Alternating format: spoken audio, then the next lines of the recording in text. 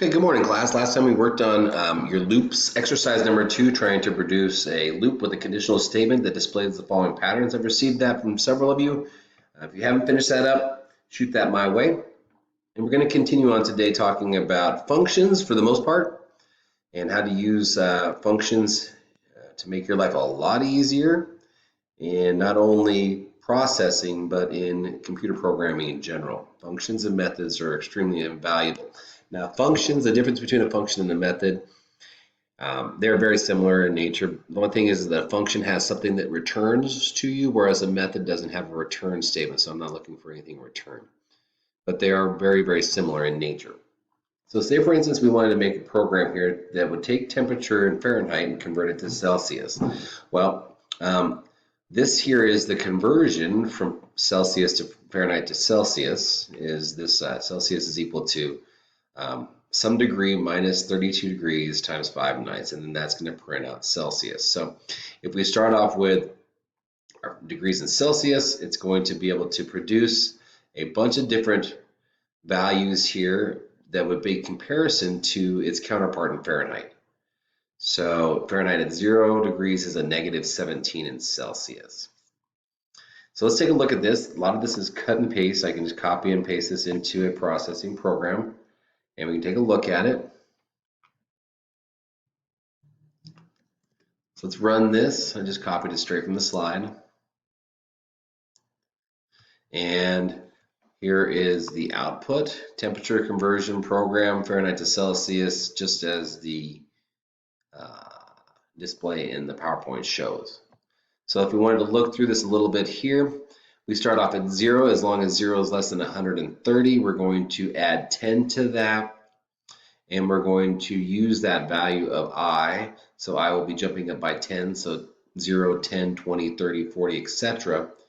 You take that value of I, put that in there, minus 32 times 5 ninths, and then print off the value of I, and that is plus the Celsius degree. So there we have I is going to be your Fahrenheit values. So starting off at 0, right here for Fahrenheit.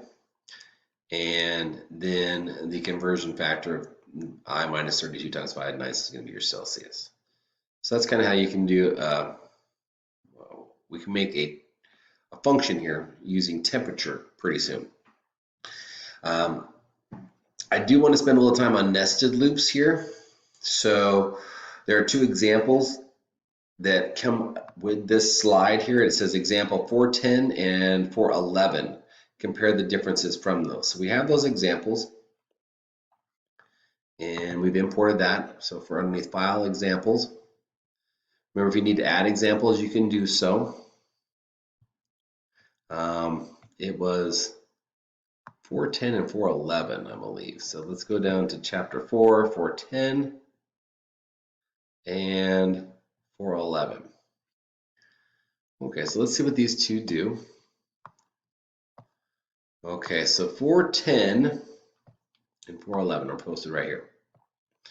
We have, in example 411, we have a for loop that looks to be drawing an ellipse, and it's going to be along the y-axis. So this first loop is going to be drawing ellipses along the left-hand vertical side. This bottom loop here looks like it's going to be drawing ellipses on the x-coordinate. So it will be drawing ellipses along the top. If we do this here, run that, we should see our first for loop here. This is creating these 4 ellipses here. Now they look like arcs, but they're ellipses just because their x and y coordinates are a bit off of the window. This second for loop here is creating this the more horizontal look along the top here of these ellipses as well. Now when we have what is called a nested loop here in example 410. We have very similar code here. The for loops are the same. We have a for loop for the y and a for loop for the x. And we have those nested one inside the other. So this for loop ends here. This for loop, however, is nested inside this original for loop. So when we run this, we're going to see a different picture. It's going to have a bunch of circles being drawn here. Now that's That's pretty impressive. If we can look at what's going on here, the inner for loop, this for loop does a lot of the work. What happens is we start off here on the outer for loop where y is 0, y is going to be less than or equal to height, and then we're going to go up by 40. Y is going to jump up by 40. So as long as this condition is set here, y is not going to be greater than or equal to greater than height, we are going to immediately jump into this inner for loop, and we're going to execute this completely. So we will draw an ellipse at 0 and 0. Then 0, this y coordinate here will be referenced from this y there. That x will be referenced from this x here. Now, as you can see, the first time through, when we go through this, y will continue to stay at 0. X is being incremented, so this x value on that ellipse will continue to jump by 40 until we get to the width of the screen. When we have done that, we will exit that inner for loop, but we are still within the capacity of the beginning for loop. We are still in the scope of this first for loop. So once we have created a bunch of circles that go horizontally across the x-axis, we bounce out and we look now here. Now y becomes 40. Y increments by 40. 40 is still going to be less than or equal to height, and we will enter back into our inner loop. And we will now then have a new value for y. Our x still starts at 0. Y now is at 40. So we have moved down to our second horizontal line of circles being drawn. This inner loop will go through its duration all the way to the width of the screen. When that expectation or that parameter has been met, it will kick out of this inner loop and go back out again to this outer loop, where y was 40, it's incremented again to 80. So it bounces that down to the third horizontal line of ellipses being drawn. So there's a lot of work being done here in this little bit of code. And what we can do here to really expand on this is to change the size of our window and to really see how fast it is. I'm going to add 1,000 to each x and y coordinates. We are relative height and width, so it should pick that up. And now we have a screen that has many, many, many ellipses on it. So that is one of the great things about coding, is that you can do a lot of work with a little bit of code if you know what you're doing. So this is a nested for loop, and this is not a nested for loop. You can see the difference in what their outputs are.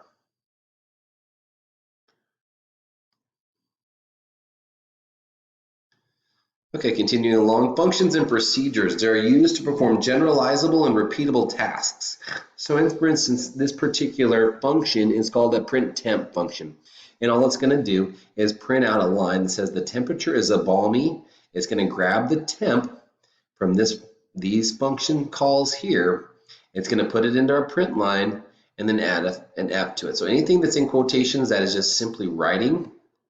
Has nothing to do with the coding itself. I could put a bunch of gibberish in here and it wouldn't matter as long as it is within those quotation marks. However, temp is reference to a variable, so it will not be in quotations and it will access that variable from here. This is the print temp function, and accepts the parameter of a temperature, an integer temperature. So I can't have a decimal or anything like that. It has to be a whole number. So you may want to run this, however, it's going to be a little different because you do need to do your void setup. So if I were to simply just take and copy and paste this from our PowerPoint into an example here, let's just try this one that we just did. And I run it, I'm going to get an error here because we are mixing active and static methods. So I need to, what we would want to do is just simply create a void setup.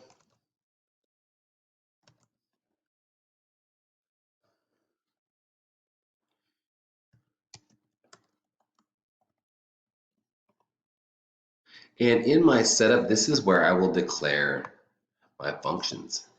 I'm going to cut those out and put them right here. Now I have values, and I'm going to call these functions. I'm going to call print temp at 35. I'm going to call print temp at 85. I'm going to call a print temp function at 120. It's going to go down into this function. It's going to throw in the new parameters, and it's going to print that out. So I should get 3 print lines here with different temperatures if this done is what I expected to do. There it is. So we have 35, 80, and 20. So that's how we can do that example there. We can also invoke a function using a variable. So instead of having it look the way we did, we can say we have an integer variable called temperature and has a value of 35. We're going to call our print temp function on temperature, and we're going to call it again on this temperature here. So we're just simply using a variable. So let's take a look. I can still use that same program here, I believe, and kind of fiddle around with it a bit. You can't go straight from copying and pasting on there. You do need to put it up into your setup.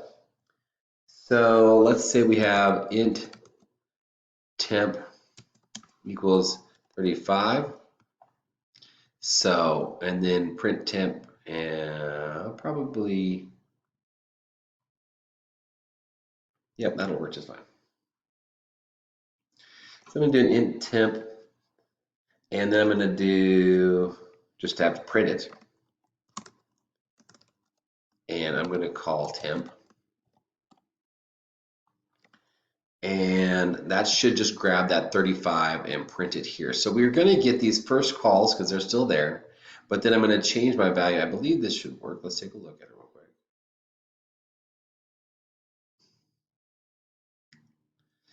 Okay, good. We had our original values, so we had our function of print temp called at 35, 85, and 120. Then I changed my value for temperature. I put it in as 35, and then I called it right there as in temp, and it came up here. So that kind of matches up with that original 35. I'm going to change that to 55 just so that it shows a little bit easier here under the eyes. So there we go.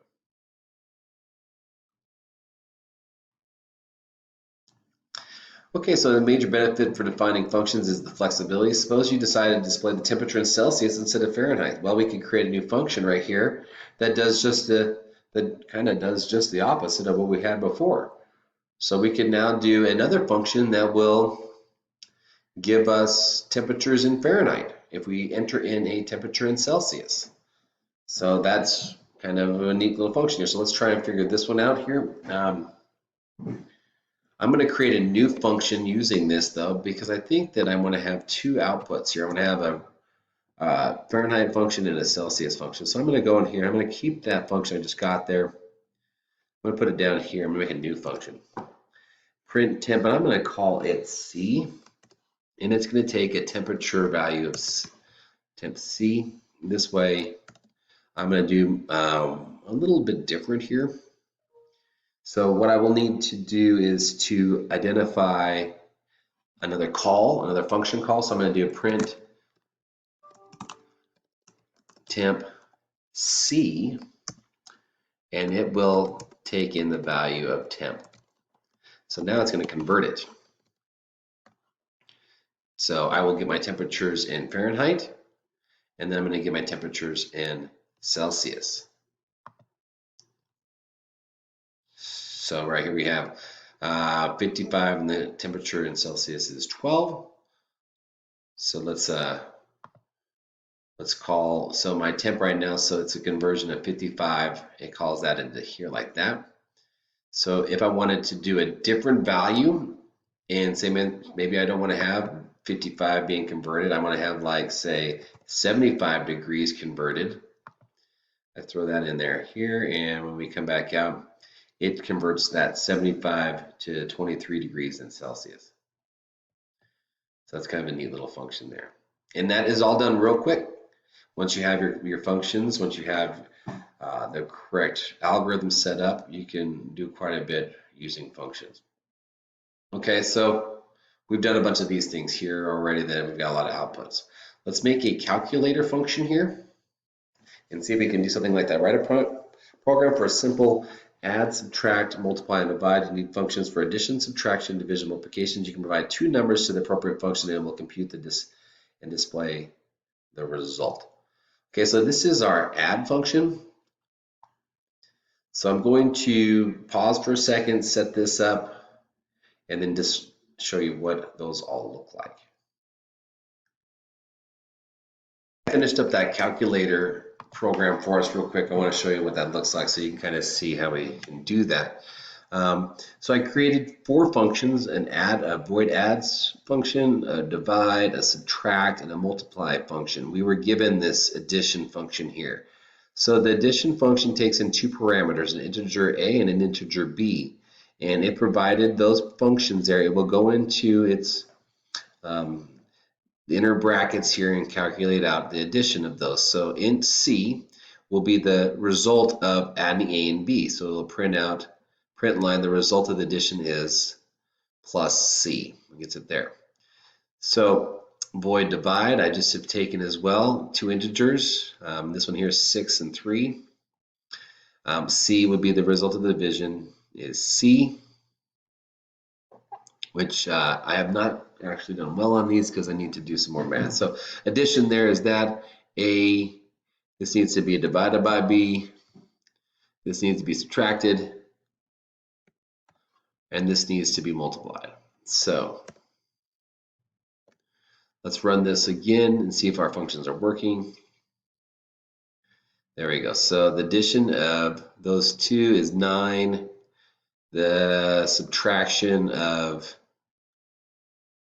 6 and 3 should be 3. The multiplication of 5 and 5 is 25, and the division of 6 and 3 is 2. So that's how you can make a calculator, and all you would need to do is to then input your values up here for addition and subtraction, and it would take care of that for you.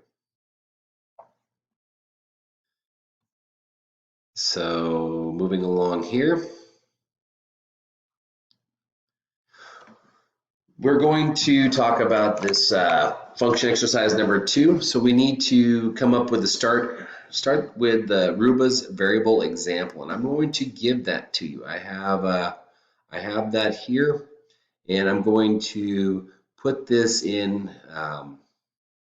so that you have access to this Ruba variable program, and then you can manipulate it, creating a function using this. So you'll have this as a starter piece right here, this Ruba variable file. And it says here, write a function, draw a Ruba that accepts 2 integers, center x and center y as parameters, and displays a Ruba at that location. Hint the other variables at the top so that they're visible to the whole program. Call the draw function method to draw the Ruba. Call it again to draw it 2 times. Then you want to write a loop to do 10 Rubas and then maybe 100 Rubas. So this will be your assignment for today being Monday. I will expect this to be done on Wednesday. I'll put the dates in my email. So this is the explanation. The dates will come in the email.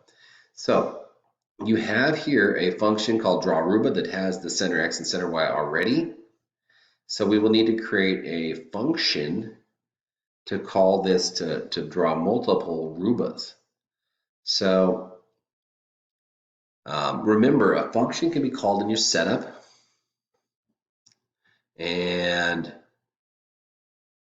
will then be called, the function will take into parameters. For this particular one, I believe it's just going to take in center x and center y, because those are the only things that are really going to change on the drawing of this Ruba, is where it is going to be located. So we need to manipulate that center x and center y to get a flow for this. So I would say the first thing we're going to want to do is run this and see what it produces. It's a Ruba over here on the far left. Okay. So all of this draws that one Ruba. So what you will need to do is create a function that surrounds all of this code and call it a draw Ruba that will accept in, basically it's going to accept in these 2 parameters, center x and center y. So let me set that up for you and I'll be right back. Okay, so we have our variables defined here. Next thing we need to do is our setup, which will go right here. So void setup.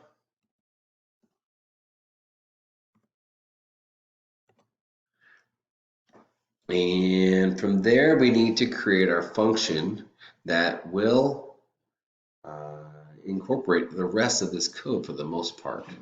So we're going to go and do a void, let's just say, let's get a little more space here, void Ruba. that's going to take in two parameters of center x and y.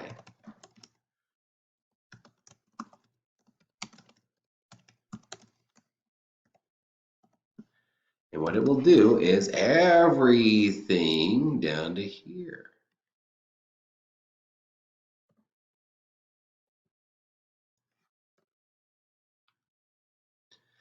So when I want to call this event, I do that in my draw method. So I have a new function called Ruba that takes in center x and center y. Right now that center x and center y is at 20 and 200, so I'm going to manipulate that a little bit. So I'm going to go down here at the bottom and go void draw. And I'm going to go, let's say 200 by 200. Oh wait, I don't have that. I need to set up my draw method better than that. Sorry, that's not how you do that at all. Void draw, and now that inside that function, I will then call my Aruba and give it its two values, 200x, 200y, and now we run this. Okay, so it shifted it over, you can see. So I have, now maybe I want to draw the original one too, because it does ask that we do two. That formatting looks pretty bad. So let's just say the first one is at 20. And then the second one is at 20 on the x coordinates. The y coordinates stay the same. So now we should have two Rubas being drawn here. Boom, boom. Okay, cool. That is really, really neat. So if I wanted to make a bunch of Rubas, I could do so using more and more of this code. I could just continue to push that down and throw in a new Ruba somewhere. That's one way of doing that, but it's very cumbersome. So then the next thing we want to do is to be thinking about doing a for loop in which the loop does the controlling to draw the 10 and the 100. Now I would suggest your for loop to draw the 10 just be based upon your, like maybe your x-axis, so just do 10 along the horizontal. But when we do 100, I would suggest doing like a nested for loop, so that we can see both of we don't want to have 100 Rubas going horizontally along a console. We want to see them. So maybe like a 10 by 10 grid for those Rubas. So that is going to be your assignment right here. We've done all this up to this point here. So this code is going to be valuable to you. You've already gotten through most of it. All you need to do now for the remainder of this assignment is to write a for loop to draw 10 Robas, and I would say a nested for loop to draw 100. So this kind of just an idea that we have these built-in functions in processing and you have been using them a lot. There is a line function that takes in 4 parameters and it draws a line. We've done that. And we've seen that done. We have a print line function. We have an ellipse function that takes in, 4 parameters, x, y, radius, and radius. So we have many, many, many functions that are very valuable in processing and encoding all together, and we rely on those a bunch. So that's it for today. Again, your assignment will be to write a for loop to draw 10 Rubas and a nested for loop to do 100 Rubas. Just simply copy and paste your code into an email and shoot it my way. Hope all things are well.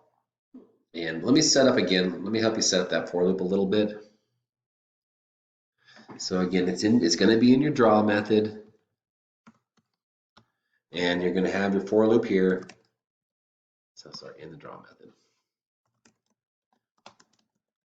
Int I equals, we're going to start maybe at 0. As long as I is going to be less than the width of the window, we're going to increment I plus, let's say, 75. I'm not quite sure. And then inside there, we could do a call to your Ruba. at, well, let's just try it at I and I.